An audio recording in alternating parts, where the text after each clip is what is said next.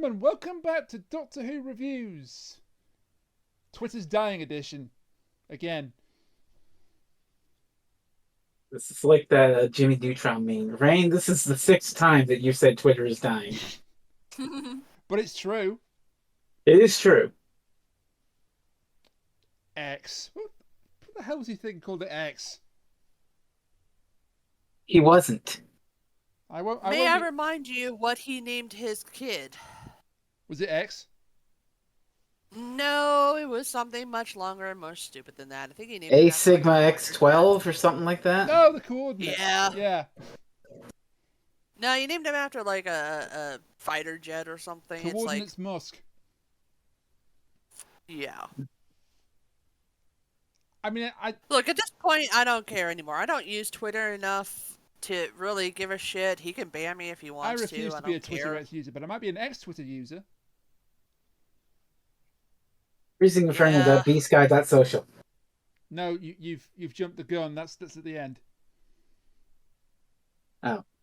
Anyway. No. Even then, I'm still wary of that because it might become a different kind of echo chamber. Today, being the 24th of July, because goodness knows when this will actually be uploaded because of my absolutely hectic schedule at the moment, we are here to discuss Castrovalva.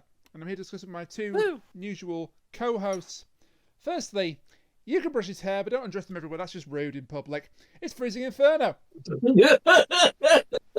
I mean, at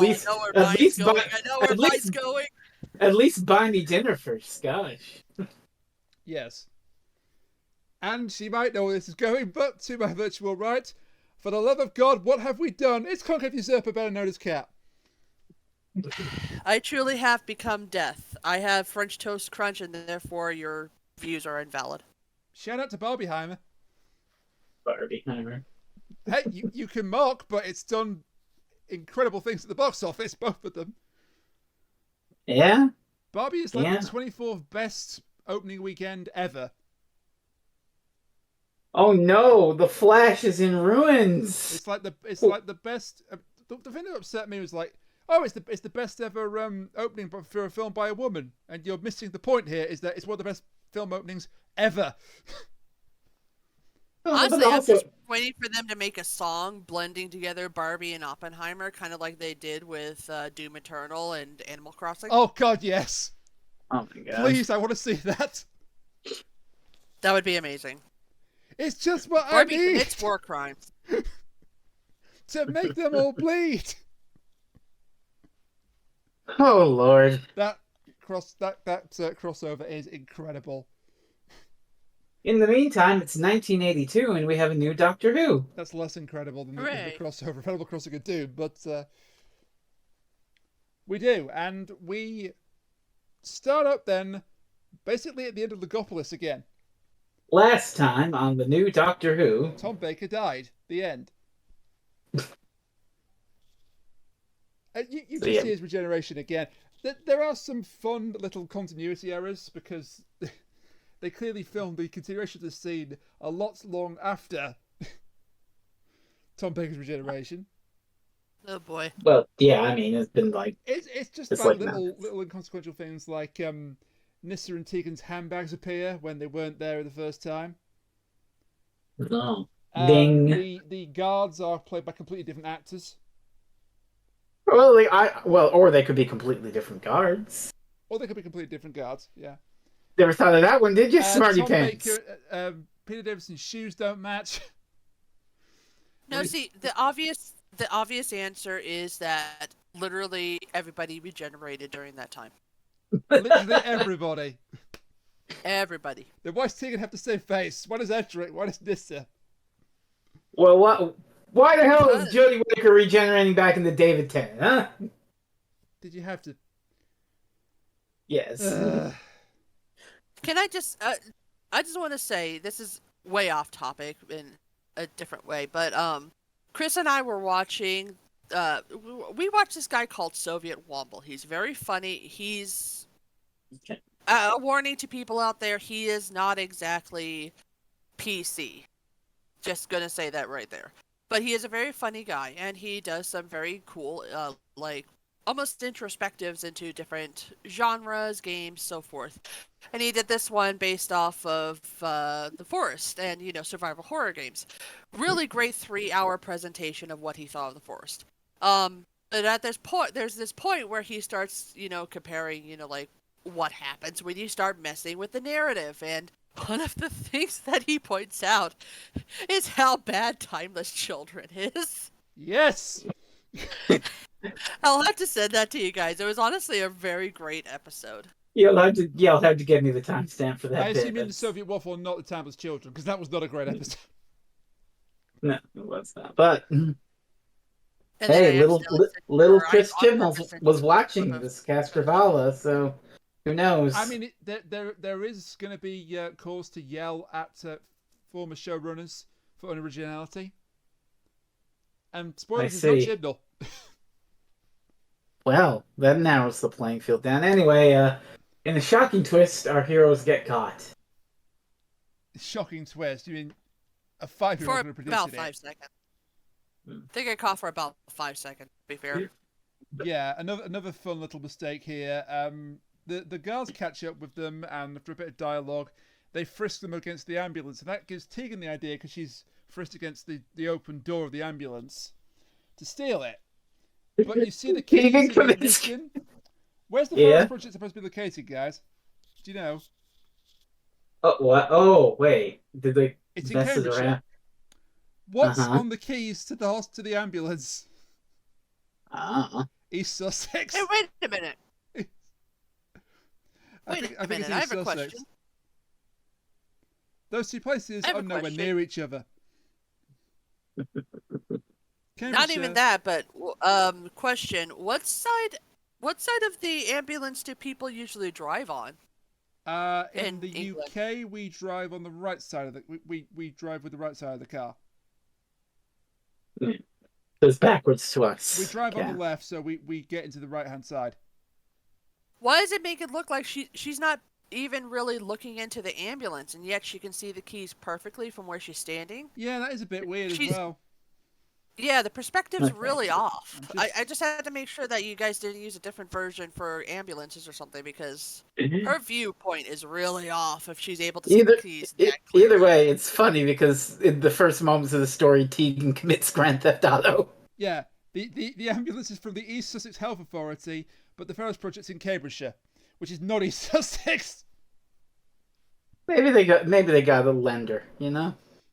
No, see, it's perfectly fine. They're British. It's not like they're from England or anything. It's like that sign at the end of The Living Daylights, which is like Karachi and Islamabad, despite the fact they're 250 miles away from each other. God. But Tegan, Nyssa, I'm remembering Batman v Superman, and now I'm regretting that. Yes.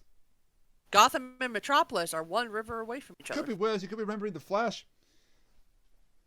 Ugh. The film, not the TV show. The TV show is all right. It had its stupid moments. Very stupid moments. Does it still star Ezra Miller? I think they make a cameo in like Crisis on Infinite Earths or whatever the hell, but otherwise, no. Well, that's something at least. Unfortunately, the monitor's in that, so no. We went through this last time. Yes, but the monitor still remains a terrible character. I will die on this hill. Which monitor? Not the one from Doctor Who. I mean, really, you could have just said yes. Is it Marneveau? I don't really care enough about him to know his name. He just sucks. But, yeah, they steal the ambulance. Edric provides a distraction by going, "Look, we came from the sky," and they just nick the ambulance. But before the guards can interrogate Edric, a pillar arrives and shocks them all. Oh my gosh, it's the Master, who was like... I mean, this is happening right after Logopolis, so he's like, curses, I've been foiled by the doctor, at least he's dead. Anyway, I'm gonna go, wait a minute, you know what? I'm gonna go right back there and fuck him up. Yeah, slight problem there. So he either didn't think the doctor was actually dead, And in fairness, regenerations, he'd know about them. Yeah. Or he did think the Doctor was dead, and this is all a coincidence. Either way, it's stupid. I mean, it basically, could entirely be just that he wanted to take Adric in general. And then he saw that the Doctor was still alive and was like, oh, I should probably do something about that. To explain this, I shall refer you to Jenna Coleman's law. Do not apply logic to this show, ever. says the man who 5 minutes ago was like, actually, the keychain says East Sussex, and the ambulance says No. That's a continuity error. That's not logic being applied to the show. I think that's more of a logistical error. That's a logistical / continuity error. That's a production error. That's not applying logic to the show. Yes, smart Alex. Anyway. I mean, I have done that plenty of times before then that you could point to, but that's not one of the times you can point to. Anyway. 2 cats, 1 out of 3. Jeez, Doctor Who Productions designers, get it together. Okay. Just move on. But I was trying to be nice. You were trying. I was trying to be nice. So it's funny if you think about this, because we've been going on this, the stories have been falling off each other. So basically, from Keeper of Traken on, the Master has just been coming up with these increasingly ridiculous schemes to get Doctor Who. Okay, taking over Traken didn't work. Well, I'll take a body. Okay, maybe I'll take over this planet. Maybe I'll fuck with his TARDIS. Okay, that didn't work. Okay, maybe I'll fuck with the Logopolis. Okay, that didn't work. Okay, maybe I'll hold the universe hostage. Okay, that didn't work. Okay, then I'll kidnap Adric and do this thing. Oh shit! Guess what? That's not gonna work either. So you think at some point he would just give up? Yeah. I'm going to call back to this when we get to part 4, because part 4, he's basically like this pathetic little guy. He's like, no, win. I love that cut out.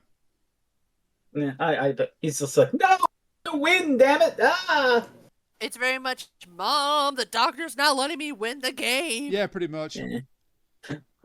Anyway, so TARDIS zaps all the guards, and Adric is there, and he runs into the TARDIS, and they take off, and that's the last we see of anyone besides the main 4 characters for the rest of this part. Yeah. Hooray! Well, and the Master briefly. We now reenact the Edge of Destruction for the next 10 minutes. oh, honey, no, we don't. This is not nearly as weird as the Edge of Destruction. Mean that it's all set inside the TARDIS, and the weird goings on. I could also say we get 10 minutes of nothing, but that's a bit unkind. No, save that for part 2. We get a Peter Davison acting masterclass. Oh, here's the thing I wanted to bring up in Logopolis. I remember I said something like, "Oh, I want to bring up this thing that happens in Castrovalva. Should I?" And you're like, "Nah, save it." Oh, now I get to talk about it. I don't know. I don't remember the context of why I would have wanted to mention this, but Peter Davison is literally unraveling Tom Baker's scarf. Yeah. Literally unraveling the old Doctor. That's symbolic. Something. I will admit that made me a little upset. He doesn't find a way to the Zero Room like Ariadne's thread in the Greek myth about Theseus and the Minotaur. Yeah. But I can see why that would upset you. It would upset me too, because that's a great scarf.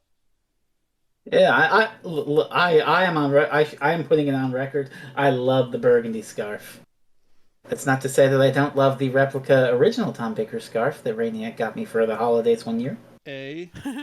You're welcome.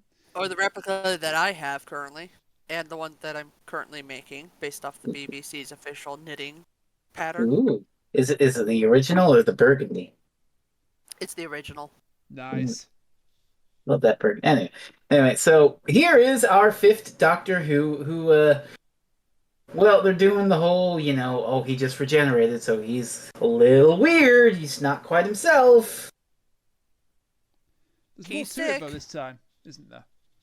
I gotta give it to Peter Davison, because he does good sort of impressions of the past Doctors as he's going through. Because he's slightly loopy from the regeneration, and something's going bad with it. So at times he'll imitate other Doctors. So there's a part where I think he's trying to. At first, I think he's trying to be like the 4th Doctor, because he's talking to Adric, and he mentions, "Oh, where's Romana? Oh, she's gone, Doctor. Don't you remember? Oh, yeah. Okay. Did she leave a note?"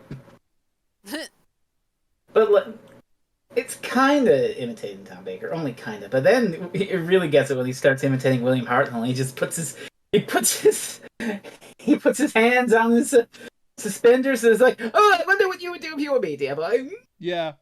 He does the dear boy, and he even does that little. He tries to do that little gremlin chuckle that Hartnell did.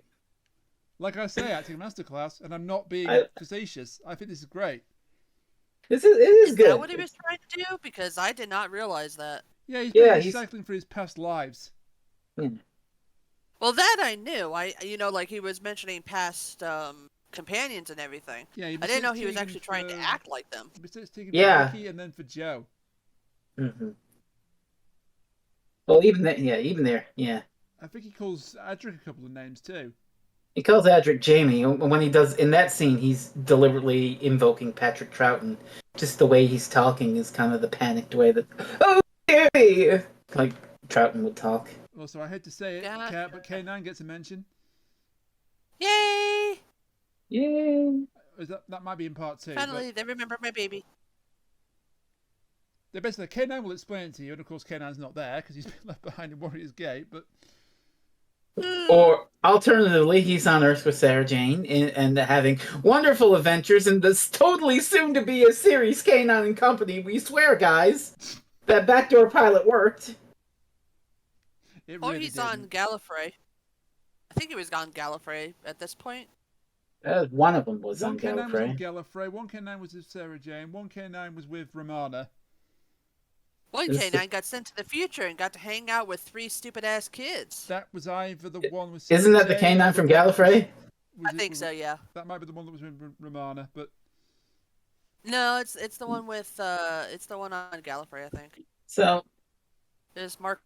What? Well, it can't be the Sarah Jane one because that gets blown up and then restored in School Reunion. Yeah. So it can't be that one. Look, when you need a whole chart to be able to figure out which K9 is which, you know you have a good character. Do not apply logic. Yeah. These first 2 episodes are kind of heavy on the vibes. If you're trying to go point by point, like, and then this happens, and then this happens, you're gonna find it's not that there's not that much to grasp onto. It's kind of vibes. Interesting things like Tegan and Nyssa can apparently understand the TARDIS. What? Well, there's an important reason why they'd be able to understand the TARDIS because Kat, what's that fact about TARDISes we like? Oh, you know the fact that they're fucking sentient. Yeah. Yes, they are. But basically, Tegan understands what initials mean because she finds IF meaning index file and gets very excited about this.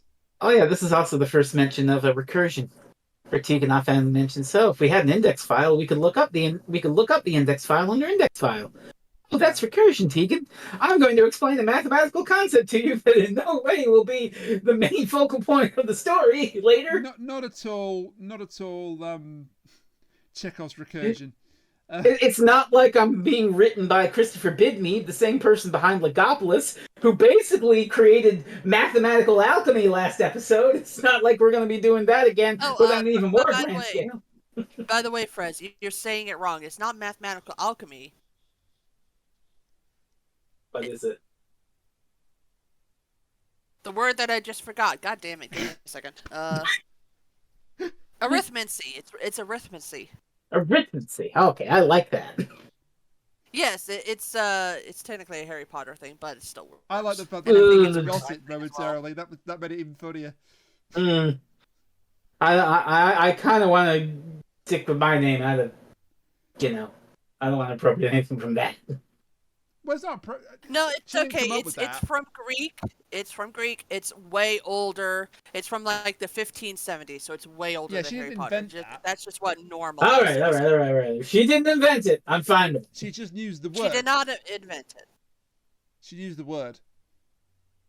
But yeah, Bidney really just loved that arithmancy thing, science and alchemy and magic. Ooh. And anyway, hey, what does Doctor Who find deep within the TARDIS? The Zero Room? Oh, no, before that. Oh, yes. He's got it. Hey, His Cat, outfit. what's he find? Oh, son of a bitch. Oh, I don't know. I think it's a cricket bat. He finds a cricket bat. No, I know what He does find a finds. cricket bat. Nothing else. Do you know what he finds? Do you know what else he finds before that? I'll just say it, a He mirror. finds the cricket bat and nothing else. Rain said the word, everybody. It's like the word of the day or something. Ugh. What's the word of the day? No, whenever I say that, it's like Doctor Who mirror alert. Whoop whoop whoop whoop whoop whoop whoop whoop. It's like I But just yes, said the word of the happy day. Thanks, now? Cat. But yes, he sees himself in the mirror and he's like, "Oh wow, that's the trouble with your generation. You never know what you're gonna get." Can And I then- just say, okay, like we've seen the Doctor change outfits before. Usually he just has, or he or she has like this big old room, and they just go in and they try on different clothes and stuff, or maybe they find something out in the public or whatever. This is a little heavy-handed. He It's just just- essentially walks down the right corridor, finds a room full of cricket stuff, puts on like the sweater vest, or I guess it's an actual sweater, the sweater and the pants and stuff, and he just happens to find a mirror, and which just happens to have a coat rack next to it that happens to have his coat, his hat, and a cricket bat. Even Colin Baker got to try on a bunch of stuff before he settled on Rainbow Abomination. So what you're saying, Cat, basically, is that this is very convenient. Extremely convenient. If only there was a button to mark this occasion. Only there was indeed a button to mark this occasion. That's not the button, but... I don't know if I have that button is the thing. Jessica Jaguar, what are you doing here? Oh no, she heard we were talking about Kamen Rider last time. If only there was another button to show how convenient this turn of events was. Convenience alert. Hey, look at that. As if by magic, the shopkeeper appeared. No, not magic. Arithmancy! Arithmancy, sorry. Which, isn't that just magic? Whatever. No, it's science! I don't have that Math sound effect. science. Math science! I don't have a thunderclap sound effect, but Oh, I do. okay. Thunderclap, Science! but I didn't say Frau Blicker.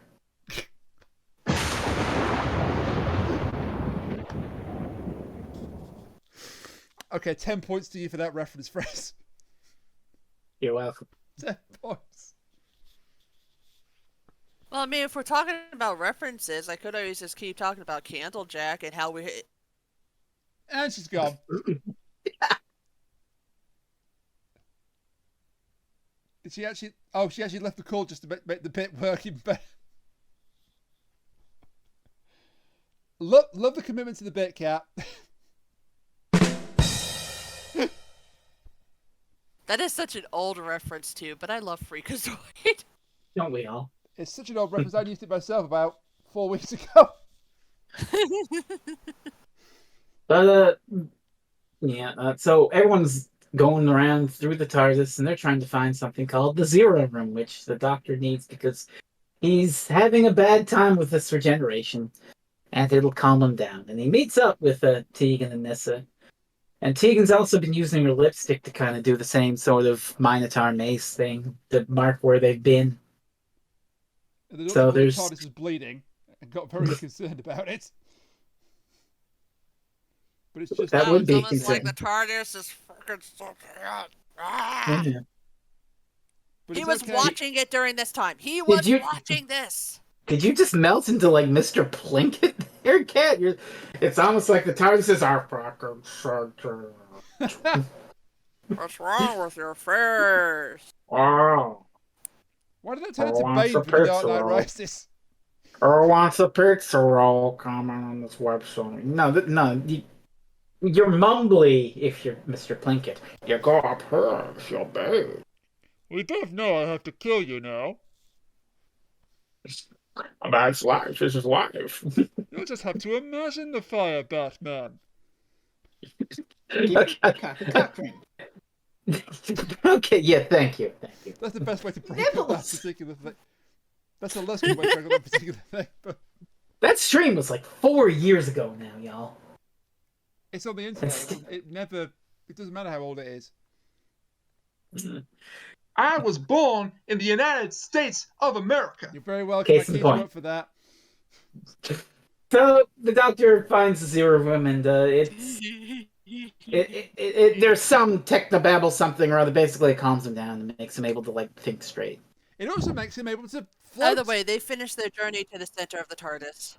Wait, are you telling me that they all float in here? Yeah. Yeah. Did you leave Do again? I still have that? Oh. What? Do you? Oh. That's not what I meant, but that's even better. I assumed it was coming the other one. You know what? You're very lucky, Frez. I no longer have Pennywise laughing. Oh, I can Thank do you. it. I can do it. Thank God for small miracles. No, I can do it. I Time can to do put it it. back on. Yeah, you can do it. I They don't. all float down here. The fuck? You didn't hear that? You did have it. Fuck! God damn it! I distracted him, Cat. You're welcome. What is this fucking Jurassic Park? You're both the Raptors? Clever girl. What? But it's Yes, at this because in point Jurassic that, Park, the Raptors famously played a rim shot sound effect before devouring someone on the toilet. yes. Actually, I think you'll find that it was the T-Rex who devoured someone on a toilet. Thank you very much. No one cares. Oh yeah, mister, I'm going to point out the keys thing. No, but the keys was an error made by the production company, and the Raptor thing. And the T-Rex and the toilet thing was never made by you. And that's and the Raptor thing was a mistake made by. Let's move on.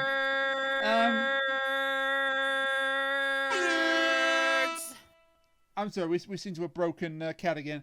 Are y'all done yet? Yes. I was done 20 seconds ago. Cool. Anyway, talk about You Adric. kept it going.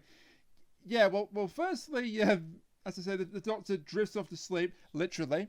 And then, in the Zero Room, Adric has been kind of acting weird this whole time, since being picked up from the guards and being knocked out by the Master. And here we find out why. So he went off to find the Zero Room, allegedly. And then he shows up in the Zero Room, Allegedly.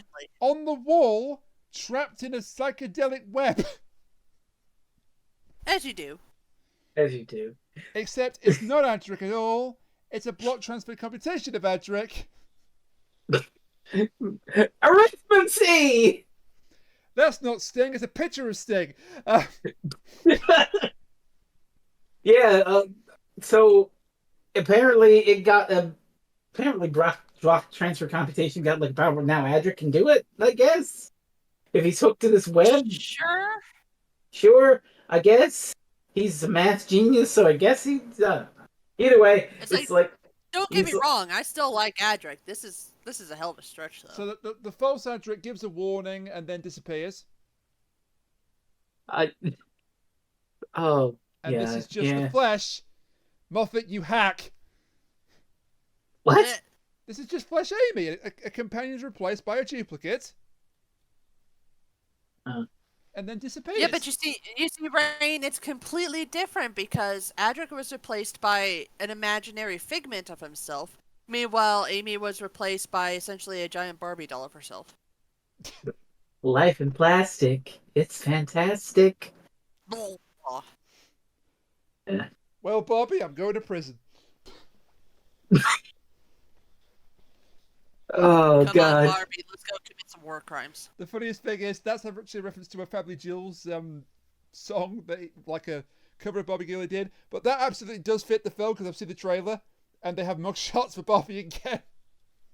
Oh, well, that was a meme like a month ago. The mugshots. Everyone was I doing the kind of had things going on a mugshots. month ago, dude. Yeah, but yeah. Well, that was a big Twitter meme. Everyone was doing the mugshots. Yeah. But we got bigger problems then. Oh no, Adric is trapped by the Master because it's getting a little warm in this TARDIS here. And the That Master, that lips the that Master, by the lipstick way, is is kind of melting off fascinated the that walls. towards the end of its lifespan, the false Edric seemed to have its own free will. I'm sure that won't be important. No. But yeah, it's getting a little warm in this here TARDIS. She's sentient, so we should tell her, hey, turn the AC on, please. Huh? Turn the AC off. No. See, obviously, what happened was they went to Phoenix. 111 degrees? Phoenix can't be that hot, can it? Oh, you sweet summer Car tires child. are melting into the road. Oh god. Entire cars are melting. I mean, literally, they are. I've seen. People are having to turn off their AC in order to conserve power because they don't want to have like really exorbitant power bills, and by doing so, they're turning in their homes into giant air fryers. Oh my god. Help! But We yeah, live in Hydrogen hell. City Rush, should not exist. Hydrogen Rush Event 1 is shown on the TARDIS screen. Yeah, it's getting really smoky and hazy here too, and it's like, what's going on? And So good the news and bad TARDIS. news. Good news, the TARDIS is heading back to the beginning of the universe. Bad news, it's blooming hot at the beginning of the universe. Because it's literally going to the Big Bang. Yeah. Which might not have actually happened because scientists have found out that the Big Bang may not have happened, apparently. Oh. But Yeah, it's anyway, interesting. but that's just a theory, a Big Bang theory. Oh my. Thanks for watching. Does this mean that next time we're going to do a review of the FNAF movie? No. Yes? I'll review. I will not review the FNAF movie. However, I will review the knockoff one with Nick Cage in it. I will watch that. That one was excellent. I also highly recommend the Banana Splits movie. What the hell is that? You're kidding me, right? I'm not. They made a horror movie based off of the Banana Splits. Oh, a horror movie. I thought it was like the 70s, like Ringo Dingo No. and what the hell the other two were called. No, essentially they just had... So Scott Cawthon was very particular about what he wanted for his FNAF movie, so there are a lot of rejected scripts.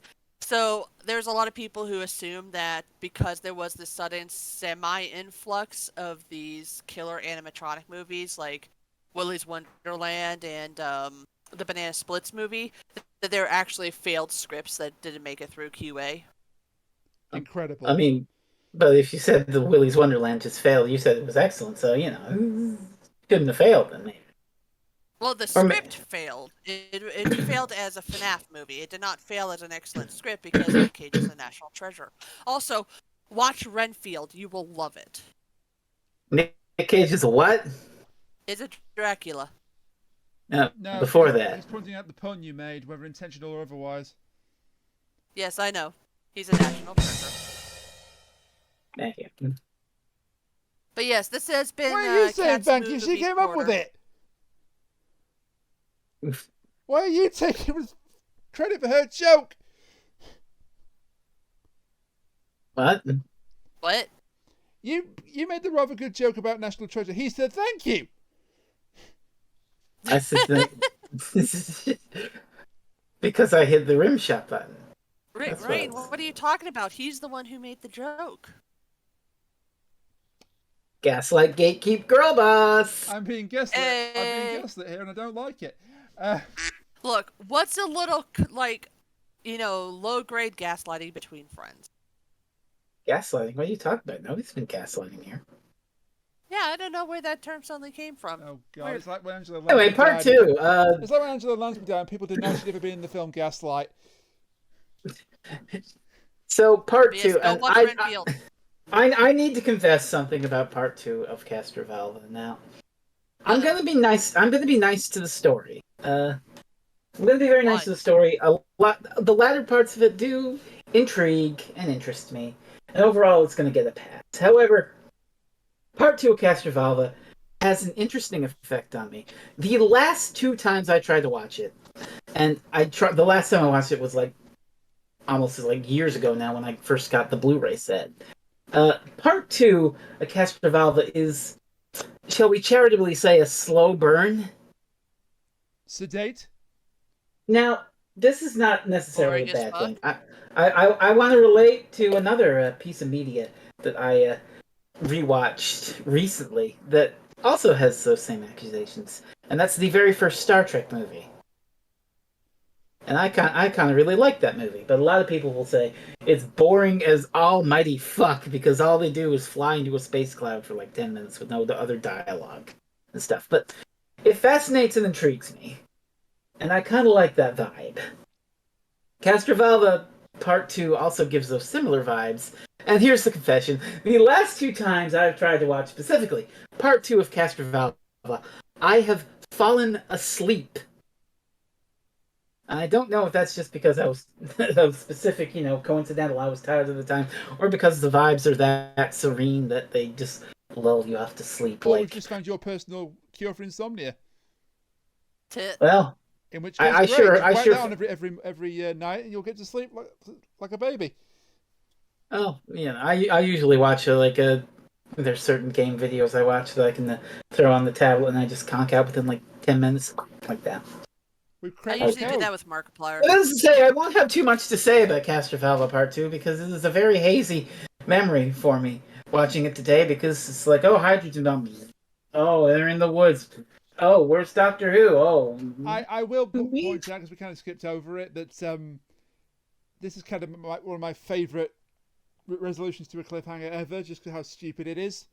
Because the cliffhanger is just that the Master turns up to gloat on the screen, waits for them like he's some sort of demonic, demented children's TV host, and the solution is, let's turn the screen off.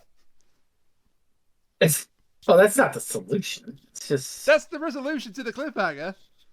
Well, the cliffhanger, He I would goes, I argue, can't is... stand that man. I don't want to look at his face anymore. Turn the screen off. Well, the cliffhanger, I'd argue, is, oh shit, we're about to go fly into the Big Bang. Not, oh shit, the Master's saying, ha ha, you're gonna die, Doctor. That being said, it is extremely funny that immediately after they're like, oh, turn him off. It's the end of Cyberbully starring Maisie Williams, where to stop the person looking at her through the webcam, she just covers it with a sticker and goes outside. The fuck? It's just that. Cyberbully was a one-off drama where it's basically Maisie Williams acting in front of a computer and doing a very good job of it, and being blackmailed by somebody on the end of the webcam. And to stop Oh, it, so like those horror movies that keep popping up that Yeah. look really and stupid. to stop it, she just covers the webcam with a sticker and walks out. That So Thereby taking the away moral of the hacker's power. story is... So the moral of the story is touch grass. Well, cover the camera and touch grass. Cover the camera and touch grass. The actual moral of that the moral of story the is, story is don't be an idiot. the actual moral of the story is that the person in that situation only has as much power as you're prepared to give them. If you take that away from them, they can't actually do anything to you. All they have Right. is threats. I actually heard of a great story like that. There was this girl in real life who was being threatened by a past boyfriend that he would spread around her nudes unless she did something. And so she's like, oh, okay. She posted her own nudes. It was like, fuck you. I kind of like that. Like, damn. It's like the end of Labyrinth. You have no power over me. I mean, it's that nude story. It's a good way to own it.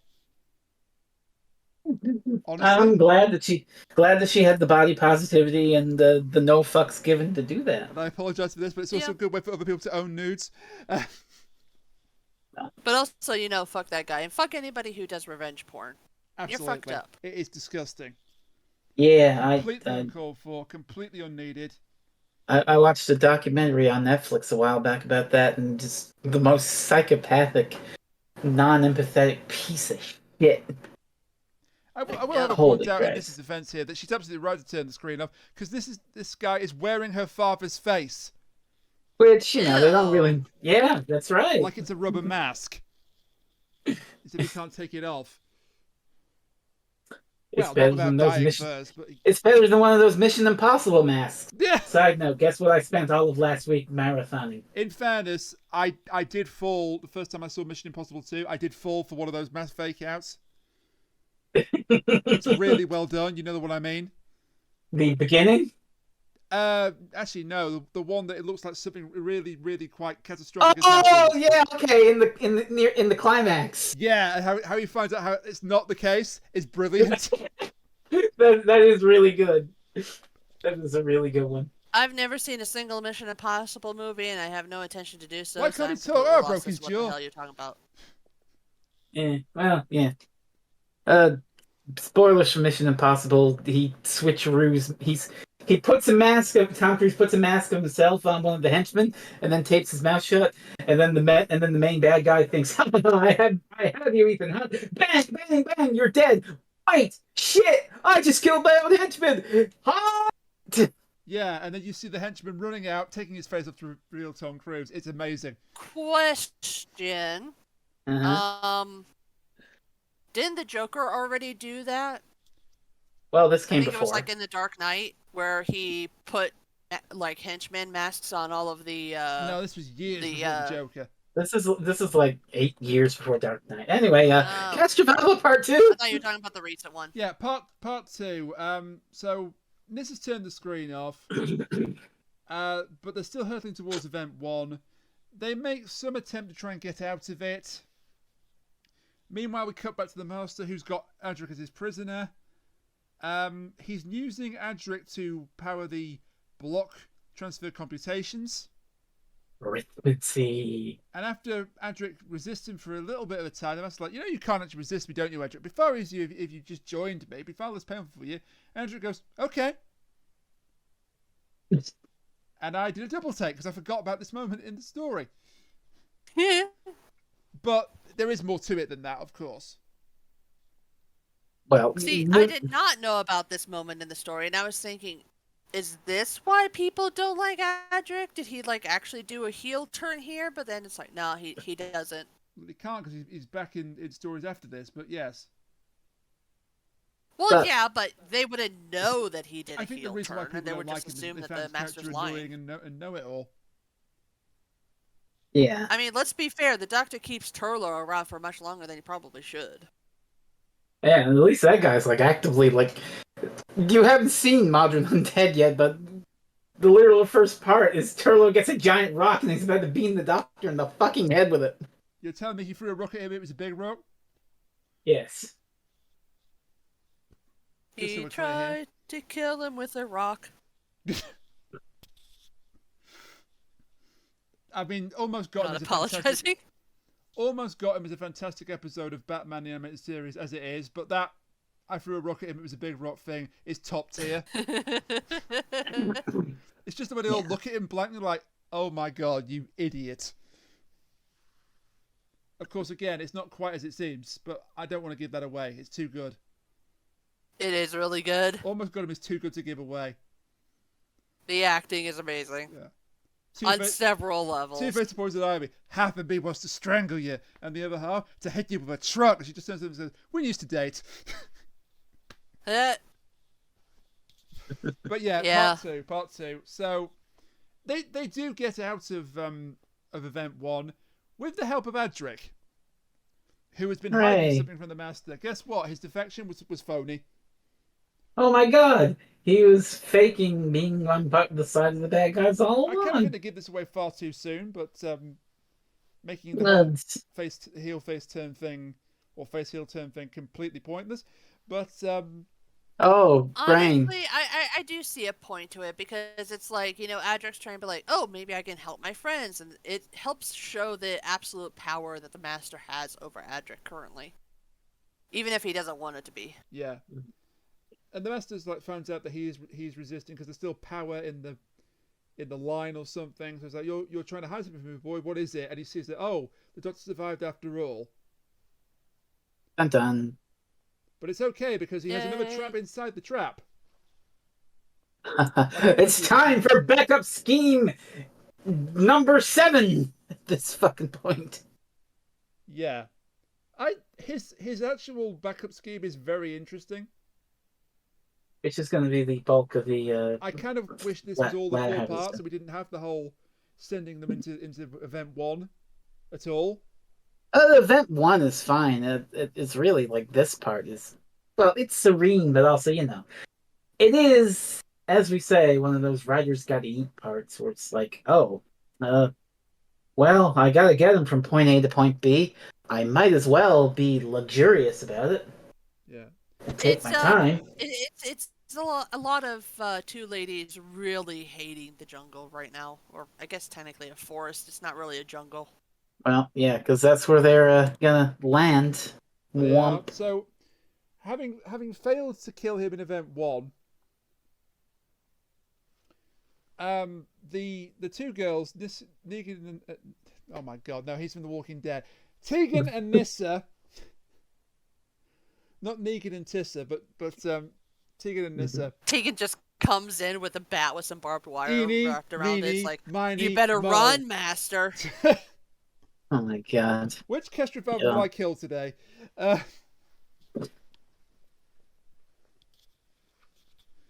But they look for information on failed regenerations in the TARDIS databanks, and they find some information, and it recommends they go to somewhere called Castrovalva. It's the name of the A show! dwelling of simplicity Hey! with little to no technological advancement, which can act like a zero room, but better, to complete the Doctor's recovery. So they then go back to the zero room, which doesn't exist anymore because in trying to stop them going to event 1, Tegan and Nyssa jettisoned a quarter of the ship, a quarter of the TARDIS. Guess what quarter they jettisoned? No zero more room. Womp The womp. zero room is gone. But it's okay. Yeah. We'll just build Doctor Who a coffin. A zero coffin.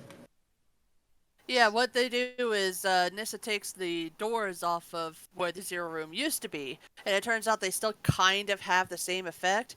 So they literally just put the Doctor inside of a box. Yeah, they when she takes the door off where the zero room used to be, he is somewhat shielded from the effects of everything, so he's okay. So he says, right, we need to make a new zero room out of the remains of the old one. Presenting the Zero Cabinet. Oh boy. I mean, she had a screwdriver. She could make a cabinet with it. Is this the first time that they actually used the screwdriver to build something? Entirely possible. I don't know. Also, Well, either way, we should also point out that they mentioned that the Doctor can kind of control the Zero Cabinet from the inside. Namely, that he can keep it locked. yeah. And so it begins a lot of shenanigans where they get the Doctor inside this box. Walking through the jungle. Also introducing a special guest star, Wheelchair. Wheelchair? Wow. Is that the cousin of the famous Chair?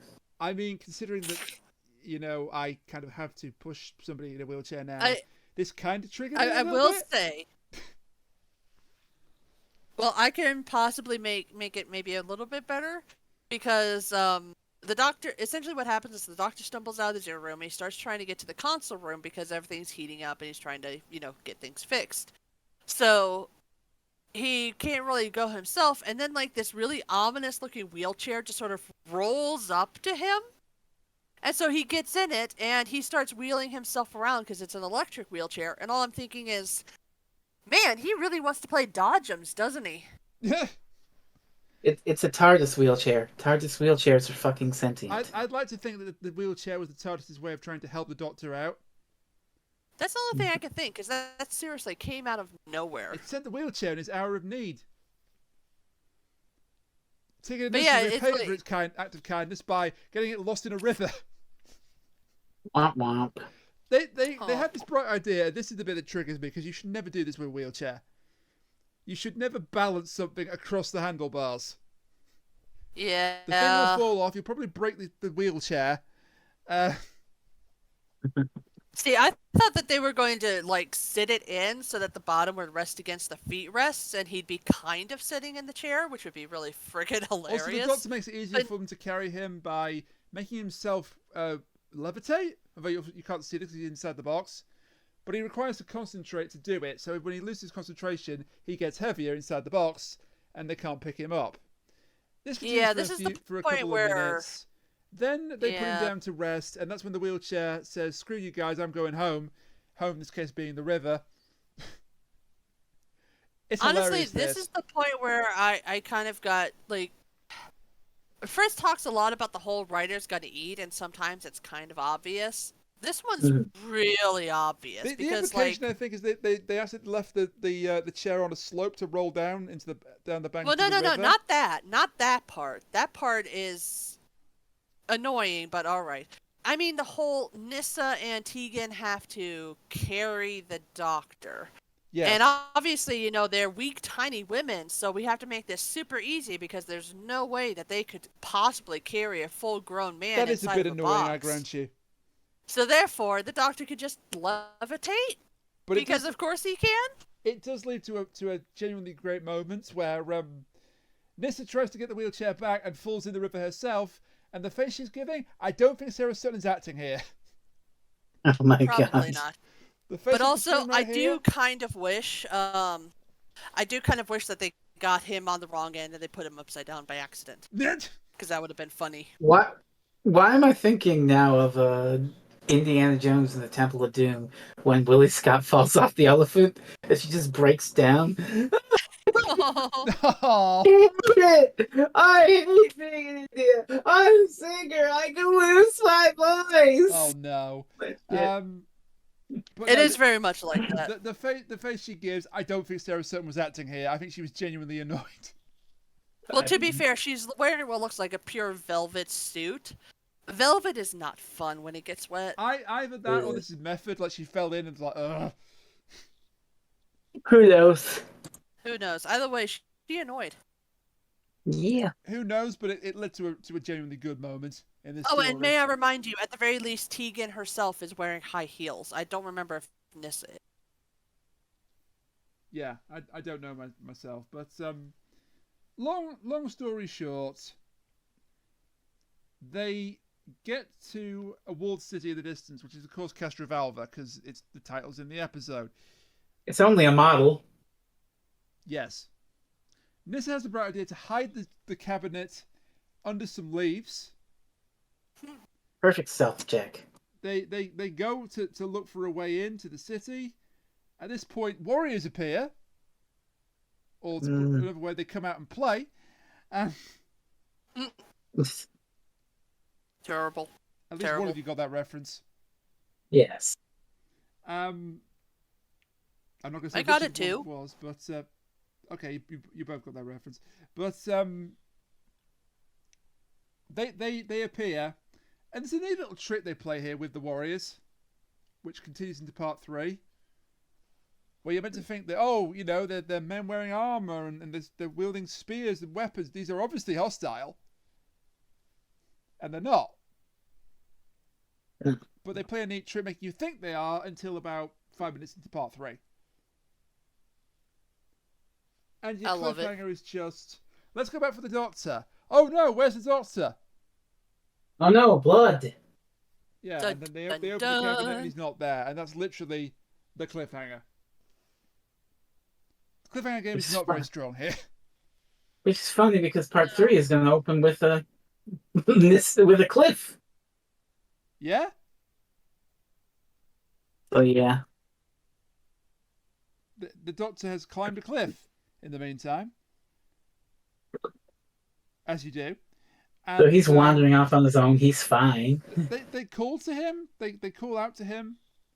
But he either doesn't hear them or he doesn't recognize them.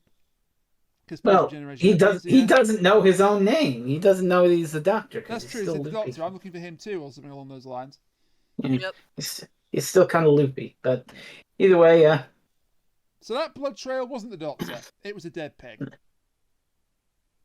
David Cameron's No, gonna be no happy David night. Cameron jokes. We were retiring the David Cameron jokes.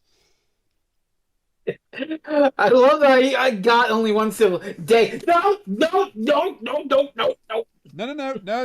no. No. Banned.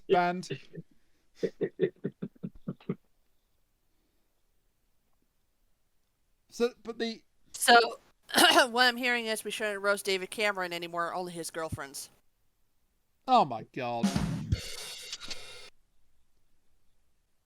So the Doctor then has discovered these hunters have killed a porcine animal, and the other best thing, I looked around before I said that as well.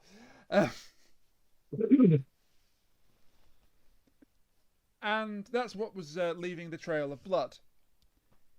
And then the warriors sort of mock one of their number who's a bit late to arrive, Ruther.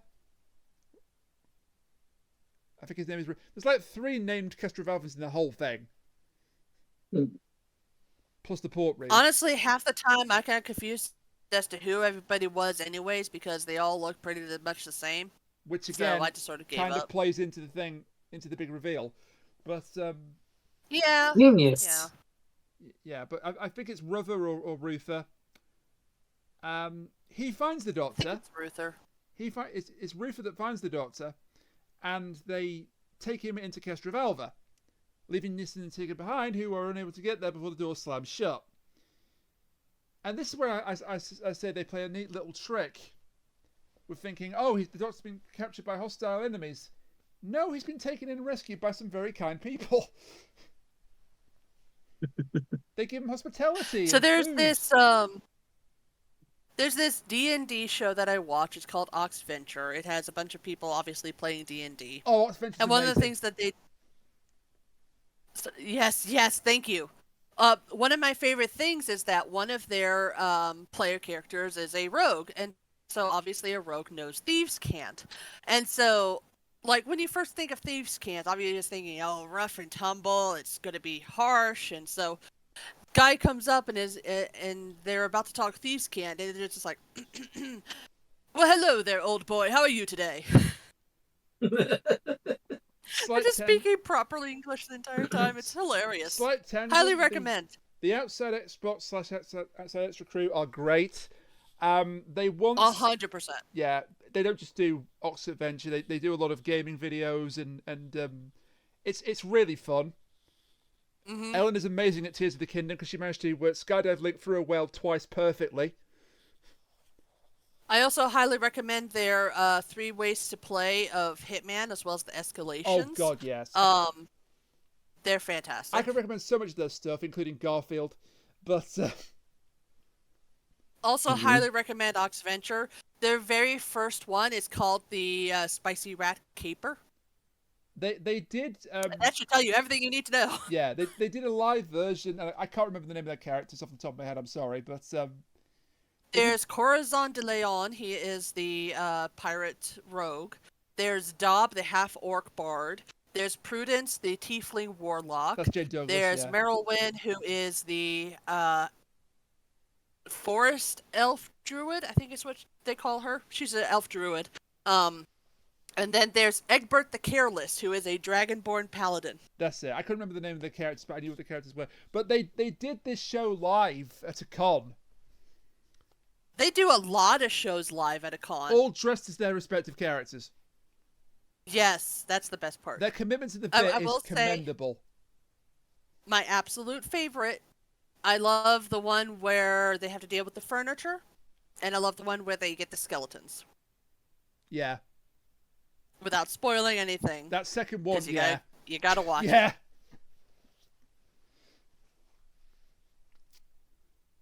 You see, I am a man of culture after all, Kat. So By the way, without spoiling anything for the people out there, do you remember that part in the first Skeletons one where they're rebuilding a certain building and they're using a certain kind of mortar? oh my god. Someone made a 3D model of that. I'm very tempted. Yeah, link that to me after the show. I need to see that. I will.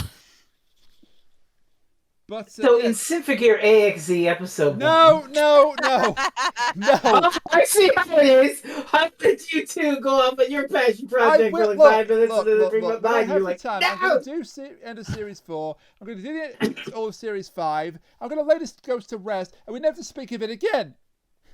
Honestly, to be Oh. fair, I had no idea that Rain was so into Xbox and Xtra.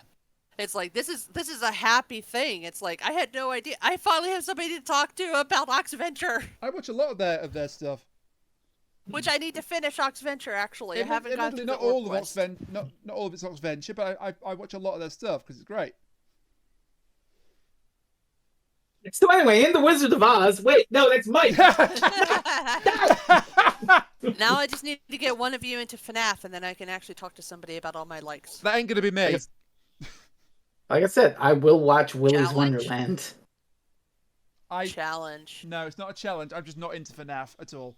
But Challenge. as I say, the neat trick that they're not hostile. They're actually really civilized and nice to people, and they give the Doctor sustenance. And they have a room prepared for him already, which in hindsight he is a has little bit of a medicine. hint. Why would they have a room prepared for him already? Meanwhile, Nyssa and Tegan spend all night climbing a fucking cliff. Hooray!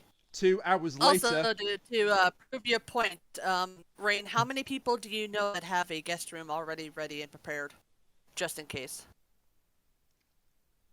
Not all ready and prepared, but ready to get to clear out at a moment's notice. Yes. 10 minutes, I can have that sucker ready.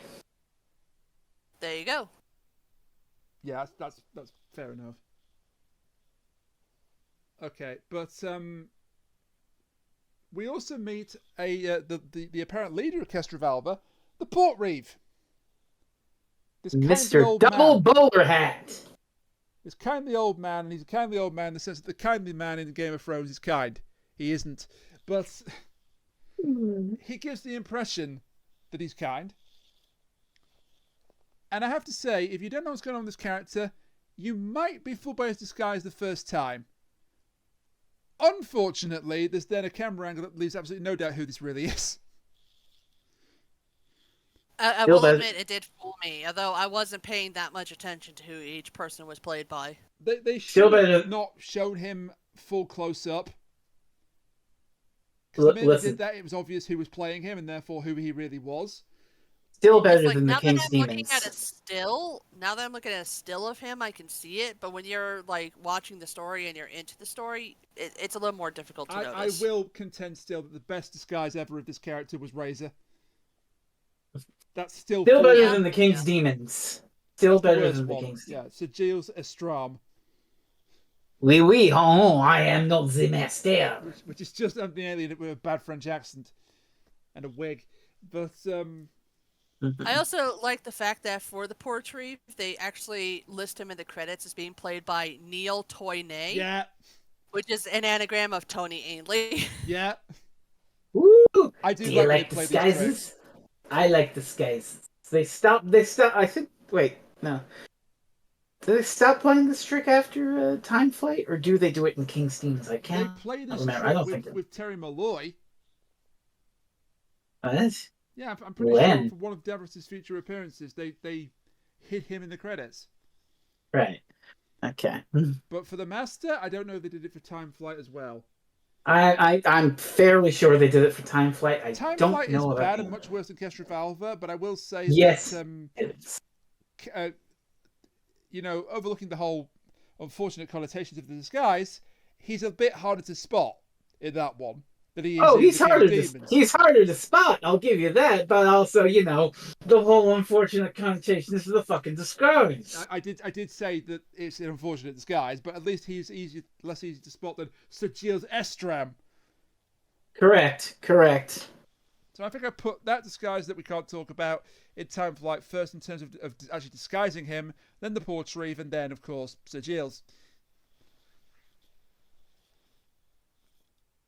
But we see him. We see the town's herbalist Murgrave, played by Michael Sheard. Speaking of Remembrance of the Daleks, here's Michael Sheard. He's been in lots of stories like Remembrance of the Daleks and Pyramids of Mars and the fucking arc. Yeah. Unfortunately. Oh, the arc. That'd be a good episode to cover at some point. We already did that. Thankfully, Kashiri already got their way before you. Yes. And now we don't have to talk about it anymore. I'm job, free. Kashiri. Free, I tell you. Ah! Good job, Kachiri. Oh, but you see, I didn't talk about it. Good job, Kachiri. Therefore, we need to do it again. Oh, you can do it again, but I won't be there. No, we don't. Gonna have to say no on that one. Sorry. But yeah, Tegan and I didn't call her Negan again. God damn it! Tegan and Nyssa climb the walls. Can't believe that character made it to Tekken 7, by the way. But I digress. Better than screaming at the top of your lungs about Salt the cat. Hey, No, you remember that clip I sent you. in this house we stand Salt It's the better cat. than that time that they said, "Oh yeah, Kishima is totally dead. He's completely dead." And then like 5 seconds later, when the game actually comes Just out, like when oh, he's that a sensible character. character. It's fine. Are you referring to Like when- Heihachi in Tekken 5? Because yes. Like when that Yes. character got a. What the fuck? It What? literally says in the Kashiri, what the hell? What? Look at the What GIF the he just fuck? linked. Oh, I haven't gone into the bullshit. Oh, It has nothing to do with what we've been talking about. and that. Excuse you. That has everything to do with what we've been talking about. Yes, that better be Heihachi present the Mishima was a entire bush babe time. the entire time. And remember, I linked a clip of someone reacting to that girl being in the new Tekken, and she screams at the top of her fucking lungs. Oh god, my ears haven't recovered. Yeah. But yeah, Cat's right. Tekken 5, that literally the opening video says Heihachi Mishima is dead, and you open the game, and if you've unlocked all the characters, there he is. Mishima. Why did I think Kishima? Mishima. I know who you meant. I don't play Tekken. Heihachi is a I don't great play Tekken, character, so. but yeah, that's dumb. I think the justification is, he's in the game, but he's not in the story. He's absent from the story because he got blown up. But Yeah, returns but in here's 6. the thing. As soon as you start playing his story, immediately it's like, oh no, he totally survived. It's fine. He got better. He got better. I mean, it's not quite Mortal Kombat levels of resurrecting characters from the dead because they're popular, but it's up there. For Till they kill them for Castrovalva. real. Please tell me when Tekken 8 comes out, one of the bonus characters is not Zombie Heihachi. Please don't tell me. We already did that shit with Liu Kang in Mortal Kombat Deception.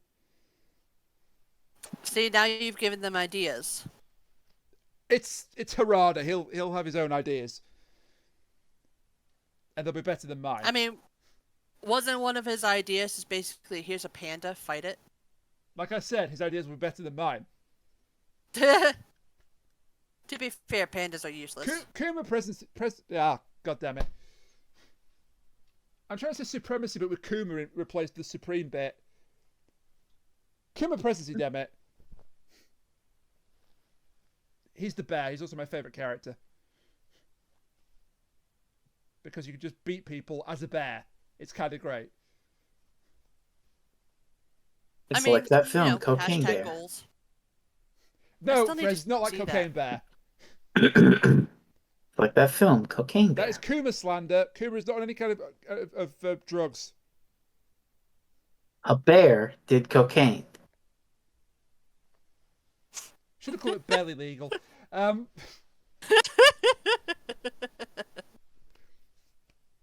Honestly, I think just calling it Cocaine Bear is perfectly fine. I mean, it gets the message across, doesn't it? I think we're going a little off track, though. Just a little bit. Just a little bit. Just a little bit. So Mortal Kombat, what? No. I am looking forward to that game very much, but this is not the time to talk about it.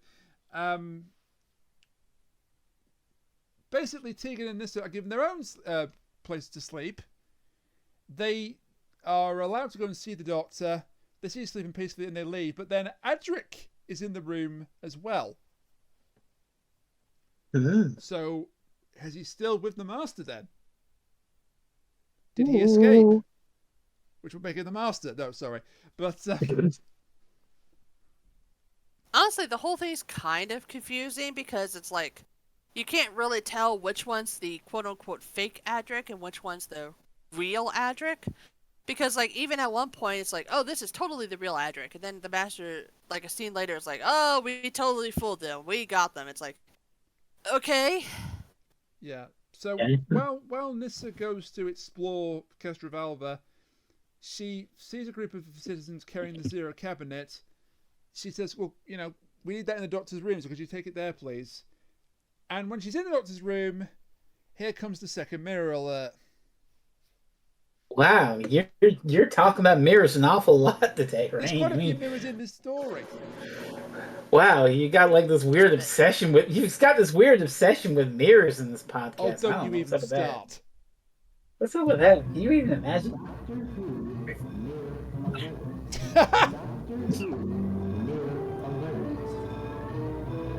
Why did you use the deep fried version? I love the fact you used the distortion. No, it makes sense because what's about to happen to Castrovalva? Oh yeah. Yeah. Okay. I know what I'm doing. Also, Alright. we have a third one to use for the big shiny reflector surface alert in part 4. But Also, I've got 3 of them now, so y'all are fucked. How many more can I make? Well, I mean, I've also got the football alert. yes, but You there's got no football. cause to use that. There's mirror alert, football alert. There's Common Rider mirror alert. Murray Gold There's alert. there's contrivance alert. Murray Gold alert. Murray Gold alert. Deja vu alert. Which we'll get to use again. I'm so happy. Contrivance alert. Deja vu alert. We have a Synthogear deja alert. vu alert? Deja vu alert. We have a deja vu alert? Deja vu alert. We have a deja vu alert? Omelette do fromage. No, we don't have that as an alert either, before you say anything. We have a deja vu alert? Okay, I wish I'd never made that joke now. Hey, who turned out the lights? And then they could really break that rule for the last victim of the Vashta Narada in part 2. But we're not talking about that story. We will one day, because it's rather good. And kind of heartbreaking. I thought we already triumphant. talked about the Silence in the Library 2-parter. No. No, we're not done that one. I'm pretty sure we did. I think I remember specifically requesting it. Am I being gaslit again? Because we haven't done that one yet. Are you Easy sure? There's an easy way to find out. So join us in 2 podcast time when we do Silence of the Library and Forest of the Dead, because Cat will pick it. Hang on. It's not there. It's not there. Pretty sure I remember us doing it. I would remember doing that one, I think. Would you? Because now I'm not We too sure. have not done Silence in the Library.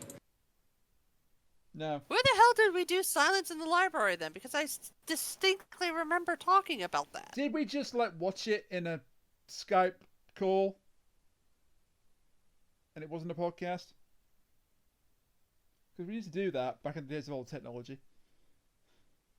Technology. You want to talk old technology? When I was getting the podcast list, episode 1 loaded up, and oh my god. Yeah. Tin can. I know, but it was 2013 back then. It was 2013. When the show was good. And our show was terrible. But, look, Our show has always been terrible. What are you talking about? Things, improve with time, so you had to start somewhere. Mm-hmm. And I started when I not know how to audio bounce correctly. I do now. Mostly. Anyway, so Nyssa has found Adric, but Adric says you mustn't tell anyone I'm here because the Doctor is in danger. It's a trap, etc., etc. Insert Admiral Akbar here. Blah, blah, blah, blah, blah. He can't leave Castrovalva until his regeneration is stabilised and complete. Then he disappears again. So that's another fake Adric. But Nyssa doesn't know it's a fake Adric. But is it a fake Adric? Who knows at this point anymore? And they must be like, now Now the Doctor will not be able to meddle in my affairs any longer. He absolutely will. Yeah, you're not. And You're not then fooling the anybody. portrait shows the Doctor his tapestry. That's not a euphemism. The tapestries. It shows events of great importance, and it reweaved itself when you arrived, Doctor, to show that your arrival was an important event in Castrovalva. He's not wrong. In the sense that he kind of brought the apocalypse with him, but more on that in part 4. Yeah. The library hasn't got a technical section, so the girls get the history of Castrovalva to read instead. Again, will be important later on. And then we get a very convoluted way of the Doctor remembering Adric exists. Oh, this bit. The little girl. At least he's not scaring the little girl. No, it's true. It's a pretty harmless cameo for this little girl.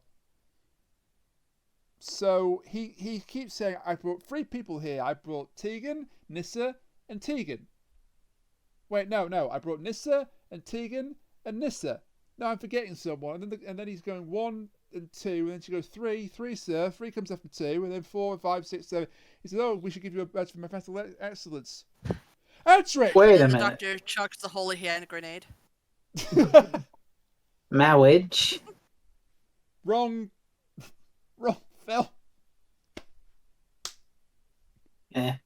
Wrong, Phil. Still a good Frez. one. One of these quoting Monty Python, one of these quoting The Princess Bride. Both excellent films. Yeah, well, Jessica Jackie would go back to where you came from. Put that No, thing back where it came from, or so. Well, help me. me. no, stay. Show us some Power Rangers. Oh god, I can't wait when the next season of Power Rangers airs and people will just complain about it because original suits. What is this? What is this? 1994? Wait, are they really? Yeah, they've kept the same cast from the last 2 series, but they've obviously run out of the footage of that particular Sentai series, so they've gone to another Sentai series. But the suits are not suitable for that show, so they've got their own suits. Why aren't the suits suitable? Probably got too much Eastern iconography on it that couldn't be explained. I don't know. I mean, they managed to do that with the Power Rangers Ninja series or whatever it was. I also know now the leader of the Rangers is a girl, and the girl is a lesbian. That's certainly not going to upset anybody. Wait, no, is she the lesbian? No, sorry, no, she's not the lesbian, but she is a girl.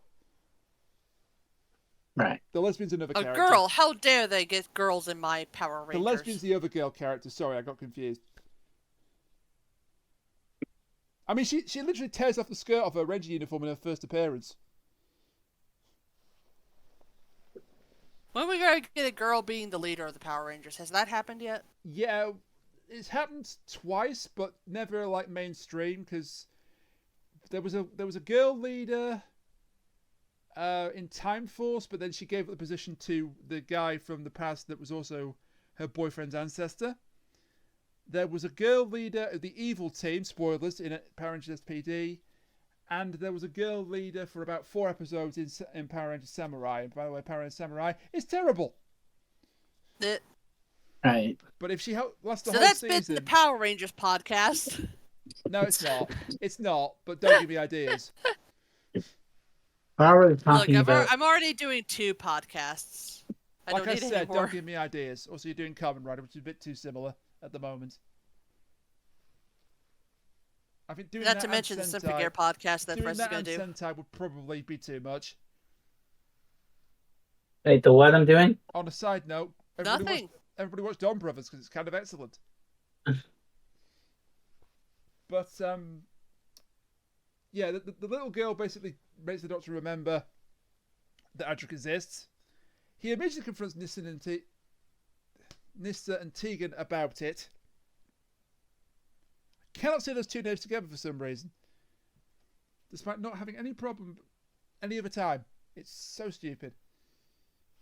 They Maybe switch them around, say Nyssa and Tegan instead of Tegan and Nyssa. Nyssa basically admits that, oh yeah, Adric has been taken by the Master, and I saw him, and Tegan's like, you saw him? You didn't tell me? So Nyssa puts herself in it twice. So the Doctor's like, right, we must rescue him, and then we get the fun Scooby-Doo bit. Oh, I love this. Where they keep going through MC Castrovalva Xtra up in this bitch. and ending up at the exact same place. Someone was inspired. And even the NPC, sorry, the background extras are the same. It's kind of great. Should also point out the costumes of some of these extras are wild. Particularly the washerwomen, if I can call them that. Someone had fun designing these costumes. That's for damn sure. They're pretty great.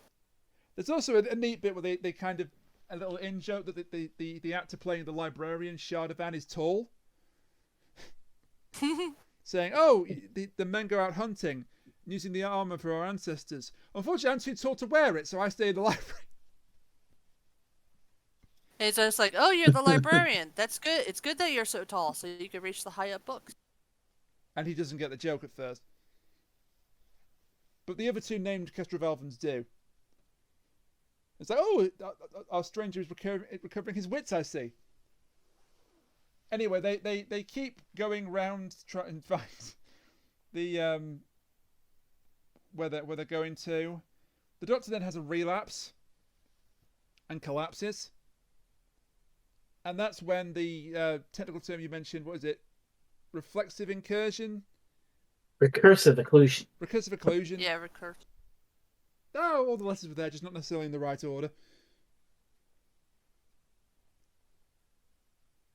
So we got to get him back to his room and put him in the zero cabinet. Oh no, where's the zero cabinet? Oh no, look out the window, the whole town's collapsing in on itself. Uh-oh. This is the best cliffhanger because they actually do a clever little camera trick to show all the extras in like different locations at the same time.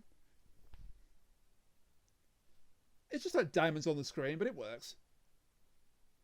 Yeah. It does work. They use it even better to even better effect later on in part 4.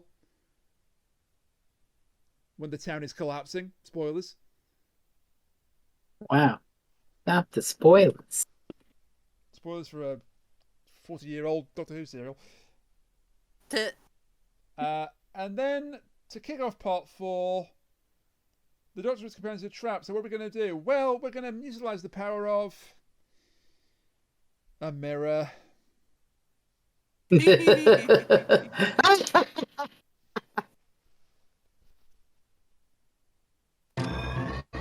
Doctor Who Mirror Alert. Doctor Who Mirror Alert. It's even the same damn mirror that Adric appeared in. But because it's silver-backed, for some reason that will block the effect of the recursive occlusion. Yeah. Yeah. On the Doctor for a little bit. So he can at least think straight. If nothing else. The Doctor uses this newfound lucidity to question the locals. And we get a neat way of finding out what's really going on here. He first talks to Murgrave, the herbalist. And he's like, what's about the geography of your town, Murgrave? Oh, you know, it's quite a small town, sir. And show it me on a map. Where's your pharmacy? And he draws it 4 times. Oh, you got 4 pharmacies? No, sir, just the one. Just the one location. Oh my God, what's going on here? Captain Picard would like to know your location.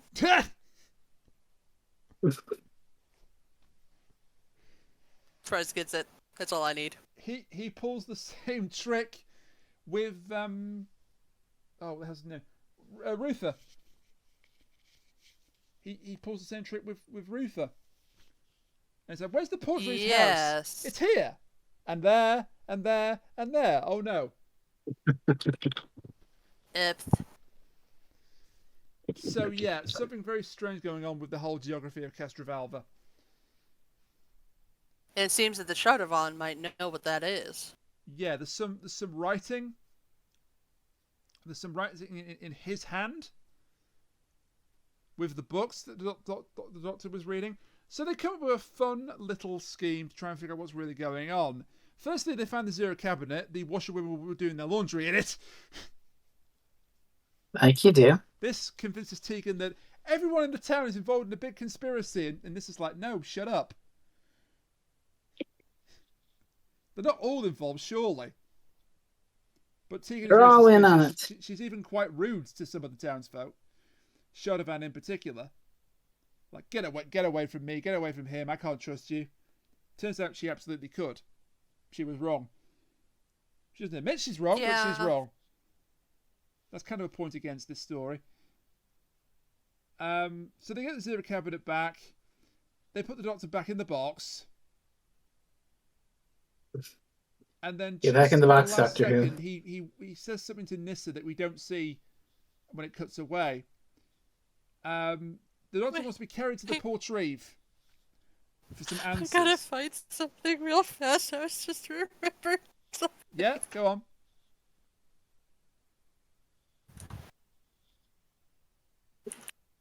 Hang on. It's not like we can cut this out or anything. Oh, wait.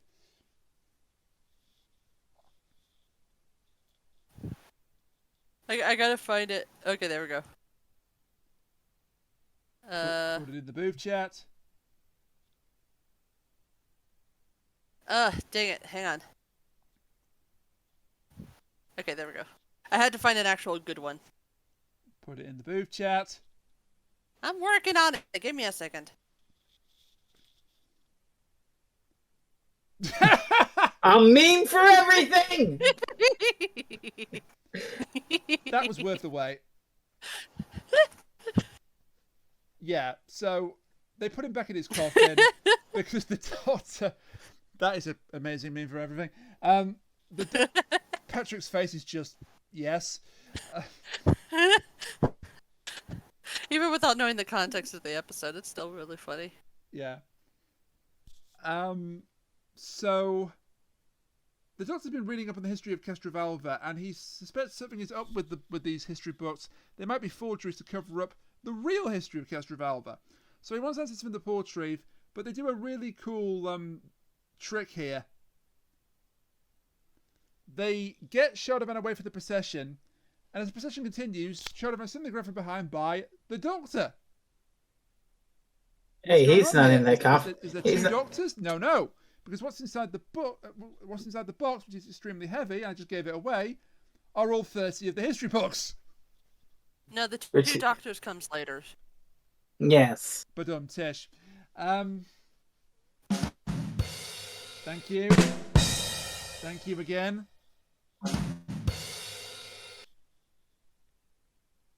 Recursive occlusion, oh no.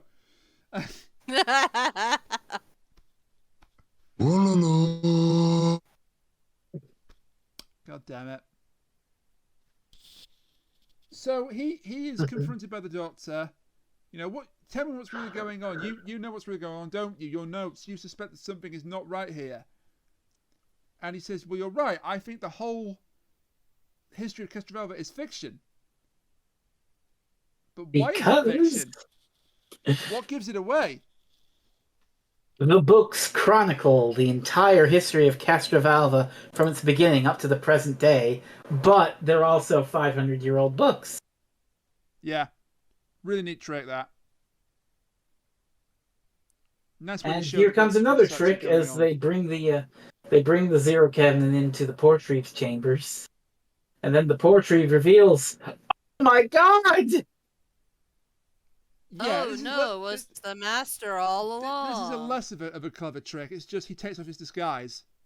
I'm evil, and now, okay, this is the best fucking part, because this is what I alluded to in part 1, where the Master's basically fallen back on backup plan number 12 or whatever now, and he's basically, he's like, I've won, and now the Doctor's mine, I'll open the Zero Cabinet, and, hang on, let me just shoot, no, okay, let me get, and then he tries to shoot it with like his I don't know, laser or whatever the fuck. It doesn't work. He's reduced to getting a fucking poker from the fireplace and tried to crowbar it open. Despite And so here's the master.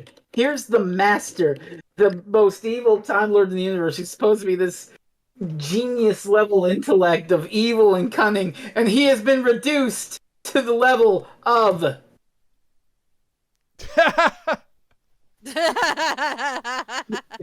and Nyssa even like taunts him a bit with this and saying, you dummy, it's a zero cabinet. Can only be open from the inside. You're not getting in unless the doctor wants you to get in, and he doesn't want you to get in, so you're kind of out of luck. He does not kill Nyssa for this. Thank goodness. he's just I want to get in the box and kill Doctor Who. He eventually But gets meanwhile, inside the box and finds the 30 volumes of Castrovalva's history. Just discarded onto the floor, casually. meanwhile, the Doctor is doing some stealth where to get in, he gets Charlemagne to give him a boost and get up to a window so he can bust in. And this shows up on the magic tapestry. Yes, it does. And so Nyssa sees it and is like, hey, Master, I'm totally not stalling you right now. I'm distracting you, bro. Stalling? Who's stalling? I'm not stalling. Stalling? Weird. Stalling? I mean, for everything. Wow, that is a hell of a thing. What are you doing, Nyssa? Stalling. Nyssa, what are you doing? I'm distracting you, Turd Blossom. A meme for everything. Really? Nobody caught that Guardians of the Galaxy reference? No. Oh. So yeah, here's the big reveal. Castrovalva is not real. It was all made up with arithmancy. Yeah. Adric was tied to some magical, mystical web bullshit, and that brought Castrovalva into existence. The people are all block transfer computations. The town itself, or the city itself, is a block transfer computation. Thank you for that meme for everything again. And it's not quite imagination, but Imagination. I mean, it's not quite imagination, but it is his creation. These are wasted on you. I give up. No. I was catching up. I got it just as you said. Oh, for fuck's sakes. I mean, we literally opened with two introductions referencing Barbieheimer. Get with the program, goddammit. So this was the whole trap. So the people aren't real. The city's not real. This is just extremist Moffat, you hack.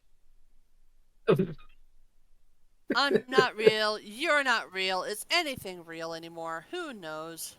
Charlemagne is real enough. He's taken that whole thing of even the idea of a good person could be a good person. He's like, you made me, but I still defy you. And then he does this fucking Errol Flynn ass swing off a chandelier. He Tarzan swings off the chandelier into the web. Yeah, because the Doctor's torn the tapestry and Adric's caught in the web, Which and the Master's destroys like, him, but also frees Adric. The Master's like, the web is lethal to the touch. You can't get your Adric. Also, at this point, the Master is also deleting the people, so he just makes Ruther vanish into thin air. Bryce. He no longer needs the bait, so he can dispose of it. But they get Adric, and the Master escapes. The fireplace was his TARDIS the entire time. But he doesn't quite What? escape. You're telling me the because Master escapes? he doesn't quite escape because he can't quite get out of Castrovalva because it's collapsing in on itself. And, well, the Doctor and co try to run, but they're caught in the weird Escher bullshit of recursive occlusion, and it's getting worse. This is a cool camera angle where they're showed upside down. Yeah, I love the flipped bit. Yeah, and the bit where it's just like all fragmented and shards. That's also a big effect. They try to get Murgrave to guide them, but even he's confused. But then they're like, "Wait a minute, Adric, you created this place. You should be able to sense what's real and what's not. The hills over there, they're real. Let's get out of here." They're also alive. Sound of music. So they find a breach because they if the place is fracturing in on itself, there must be at least one breach we can escape through. They find it. They urge Murgrave to come with them. He instead stays behind because the Master is trying to escape. And maybe all it the leads the Castrovalvans to hold him back while the place is disappearing around them. Ah, See, you I create. don't get this part. I don't get this part because, like, the Master already escaped. He was in his TARDIS. He left. No, he couldn't leave. He couldn't leave. He Then couldn't where's leave his because TARDIS? Still it in landed in the Castrovalva. middle of Castrovalva. That's how he gets out. Uh, I would imagine that's how he gets out because he shows up again in another story. But Yeah. in the But, you know, for novelization, now, what, it's what are you like- talking about? The Master never shows up again the after extras this. go Even the full Doctor ham. said so. the extras make the most of the limited time they've got in this, both literally on screen, also limited time Doctor Who, by tearing at the Master's clothes. Like they're literally tearing off his Port Reeve disguise, that's not gone at this point. He's still wearing the white, just the beard and the white hair is gone. They're tearing that off. In the novelization of this story, they're tearing at his flesh. Ooh. Jesus It's like Christ. Night of the Living Dead crap. It's Doctor Who went hard. Damn. yeah. I'm not saying they're tearing off his flesh. They're tearing at his flesh, like desperately trying to stop him from escaping. I mean, still, that's going to cause some bleeding or something. Still going It's hard. definitely going to cause some bleeding. So Castrovalva's gone forever, and so is the Master until he turns up again. Do we have a moment of Inevitably. reflection for the fact that we just lost an entire civilization? Not really. Moment of what? Realize, No. See, it's perfectly fine because they're just human gears. Who cares? We Oh have God, what I backup. just said. Oh Jesus! Damn it! I just realised what I said. Yes. And I hate myself for it.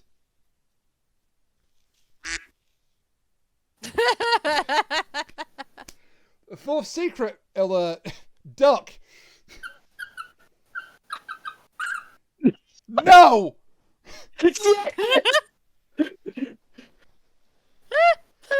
In this house, we stand the sea bat parrot. By the way, folks, Oh. it's a real thing. You can't broke yourself. The Seabat parrot is a real thing. I'm so happy right now. You don't even know. Somebody Oh. taught the parrot the Seabat song. No, it's By even better than accident. that. They did it completely on accident because they heard the story about how that weird guy liked to use it to get with his girl, and he was like, hey, and he was with his girlfriend, hey, why don't we try that for fun? And they did it like once or twice while they were babysitting like the roommate's parrot, and the parrot heard it and learned it. Yeah. Oh God. And then he had to explain to his roommate what this random ass thing his bird was singing. Incredible. So, It's honestly fantastic. Castrovalva's gone forever, but we end with another debut. The celery stick. Hey! He just randomly grabs a stick of celery from somewhere and sticks it on his lapel. I also like the fact that the actor actually despises celery. Yes. So apparently in that scene where he bit it off, he immediately spit it out. Which is the appropriate thing because it's celery. It reminds me of an outtake from Red Dwarf where Craig Charles, the actor that plays Lister, as he's about to try and fight a hologram, he for some reason he eats a cigarette, and then the camera cuts and says, "I don't know why I ate that damn cigarette." He just got so into the scene that he did it without thinking. It's like, oh Really? God, what have I done? Yeah. Really, Castrovalva should offer some blue cheese dressing and buffalo wings for that celery. I mean, honestly. What kind of hospitality you call that? I don't think that would help. You don't? No. No. And the upshot is that whoever the Doctor is now, he feels absolutely splendid. So he's okay. The regeneration is stabilised. And Peter Davison is here to stay for the next, 3 years. 3 years, 20 stories. Yeah. Some good times and some bad times. And some really bad times. I will say, though, his costume, now his full costume, even with the damn stick of celery, I do like Peter Davison's costume a lot. Yay. I know it's this cricket stuff involved, but it works for him. It's not bad. It's not a bad Doctor Who We outfit. could have done with him when we were playing Australia for the Ashes. Am I right? Actually, you know what we could have really done with Sunshine? Mood. That's what cost us the game. No, literally, that's what cost us the tournament. It was 2-1 in favour of the Australians, and the rules of the Ashes are: if there's a draw, it goes back to the person that currently holds it, and the others currently hold it, and they stalled out for a draw. To a ridiculous amount. And then the weather said, you know what? You're stalling out for a draw. Let me help you out. We will rain out the pitch and have no cricket on the final day. You're welcome, Australia. Thanks, Australia. Thanks, Australia. So, Castrovalva, what did we think? Who would like to go first? No volunteers. Okay, Well, don't us all go at once. Jeez, yeah, I'll go first. I was I'll just go about to say. first. All right, go first. Okay, so it's not a bad end to the trilogy that we've covered. Traken, and then Logopolis, and now Castrovalva. I'm not sure which my favourite of the three stories are, to be honest with you. They all have their strengths and their weaknesses. Traken's got Cassia, which is a big strength. This has got the Portreeve. It's got a very intriguing concept of a temporary or fake city made entirely through imagination. Thank you, SpongeBob. And Logopolis has Tom Baker falling off a satellite dish.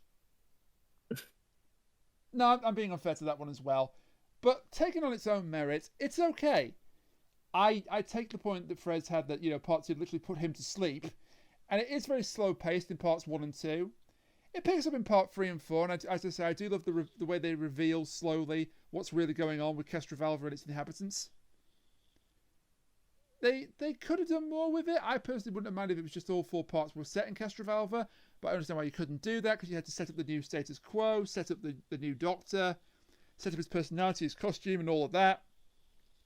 The Master is there. He's there to have a recurring villain. Ainley fares a lot better as the Portreeve for his limited screen time. And yeah, I'm not sure I can recommend it, but it's not bad. I enjoyed it for the most part. If I may? You may. Yeah. So, one thing I should note before this is with the Peter Davison era, they started airing twice weekly. So they aired on Mondays and Tuesdays. So you get part 1 Monday, then part 2 the next Tuesday, and then you wait a week, part 3 the next Monday. So you can split it into half like that, and you can do that for most of the Peter Davison stories as well. But you can kind of see that where the first half of this is this meandering, slow thing. It's very deliberate, sometimes to its detriment with Writer's Gotta Eat, but intriguing all the same. And then you got the latter half, which is weird fucking arithmancy, bid-median bullshit, which I kind of vibe with. I do vibe with each half in a different way. It's not my favorite Peter Davison story, and I do kind of prefer Logopolis, but I'll give this one a pass. It intrigues and fascinates and a whole bunch of other stuff. It's neat. Cat? Having you say that about the way the episodes aired did help a little bit, because I was thinking, like, we have the privilege of being able to watch all 4 of these at once. And back when this aired, people didn't have that privilege. So having it be that thing where it's like, oh, you had this episode. Who knows what's going on? Doctor Who is possibly dead. Oh no. And then you have to wait a whole week. But honestly, knowing that they aired the first 2 episodes in the same week kind of makes it a bit worse in my opinion. Because then you have like the first 2 episodes, which are super boring. And then it's like, okay, cool, what happens next? Oh, find out next week. Honestly, I don't believe that this was a very good send-off to Tom Baker. I said this last time with, Logopolis, but it feels a bit too sudden. It's like, they're just like, oh, okay, Tom Baker's gone. let's suddenly have the new Doctor just tear apart all his clothing and drop it all over the place and unravel the scarf, and he'll use that as a string to be able to find out where he's going. And it's like, wow, really, guys? Like, he literally just left, and from what I understand, he did not leave on a good, on a good note. And then you have the obvious writers got to eat stuff where it's like Nyssa and this. Oh my gosh, you got me doing it now. Nyssa and Tegan going through the jungle, just trying to find Castrovalva, and comedy. Nyssa fell into a stream. Oh, she's super upset about that. Okay. So I think if you cut out certain parts of this could be a lot better. As well as if you didn't have certain things happen.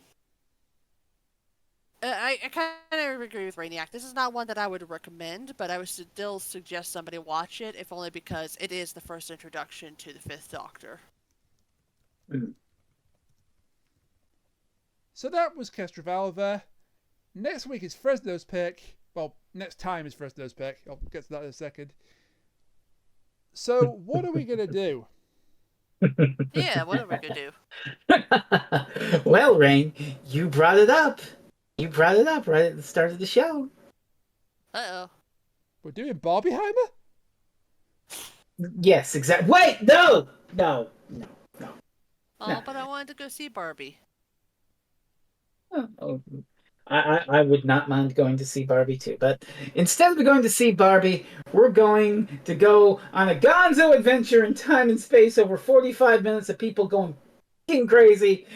Next time on Doctor Who Reviews, William Hartnell in The Edge of Destruction. Oh, that's what I brought up, yes. To be honest, what took you so long, old man?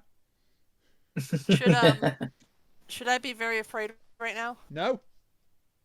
Oh, okay. This is a good one. It's a very experimental episode, but it's kind of great. Oh, good.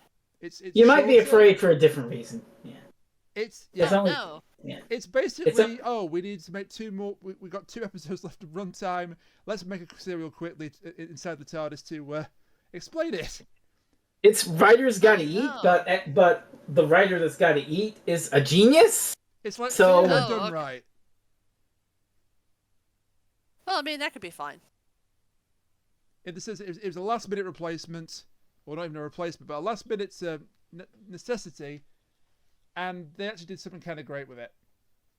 Yes. So I'm happy with this choice. Okay. We haven't talked about the first Doctor in a while, so let's go back. No. And we're going all the fucking way back. We're going back to 1963 here. This is first season. This is the 3rd story ever. Back to 1963 when the show was for kids. I'm honestly amazed that it took us 199 episodes to get this far.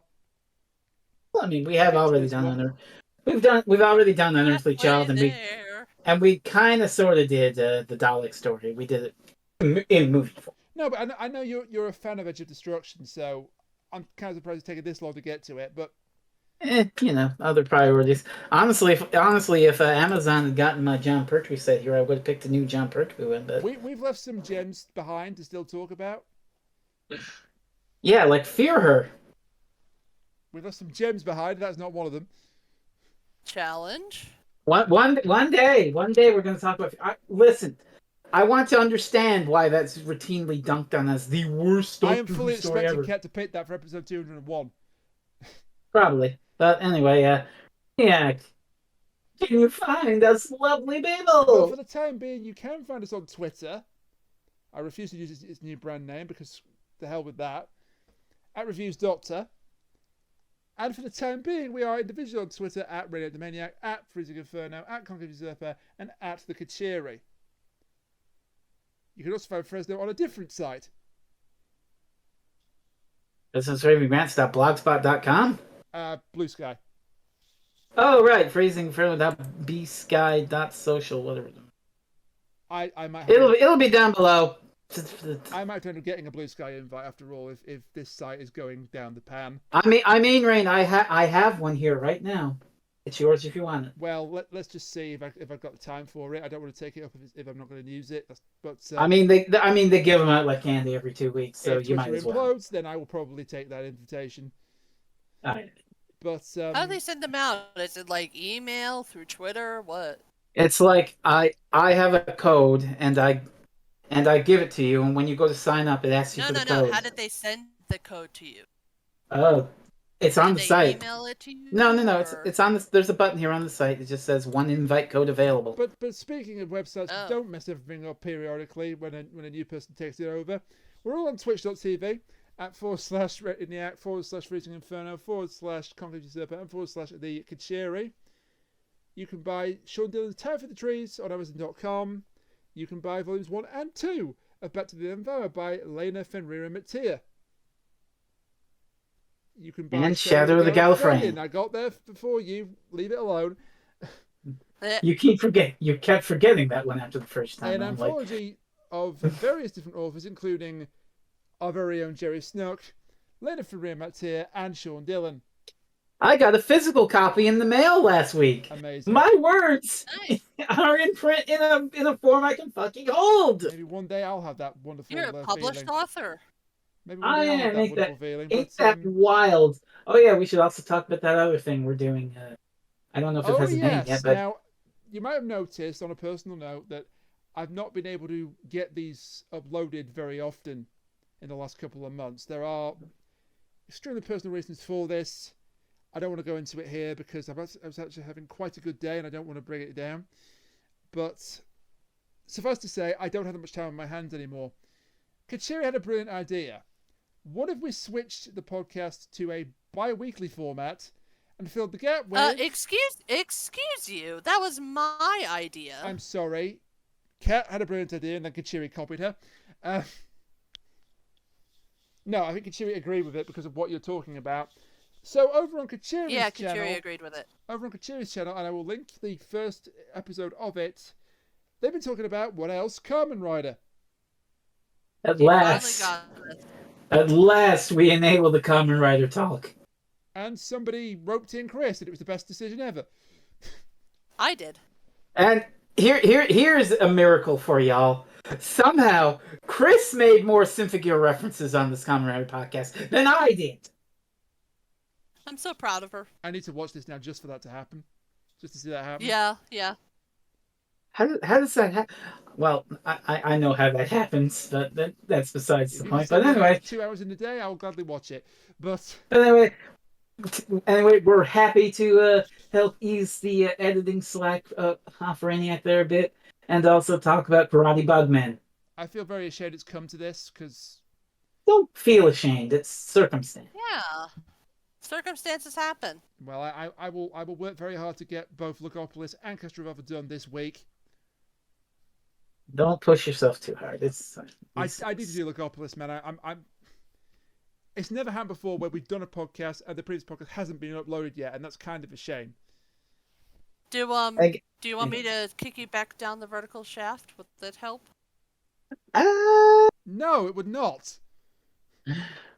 That was painful. I mean, it might help a little bit. But thank you for reminding me how I was supposed to end the previous video. I remember now. Anyway, say goodnight, Rainiac. Good night, Rainiac. Good night, Rainiac. And join us next time for, what was it? Oh, yeah. Join us next time for William Hartnell in Edge of Destruction, a personal favourite of One Freezing Inferno. I can't wait to shit all over it. That is the best side off. I have nothing else to add. Until then, goodbye for now. Wow. That's That's the best possible side off. Beautiful.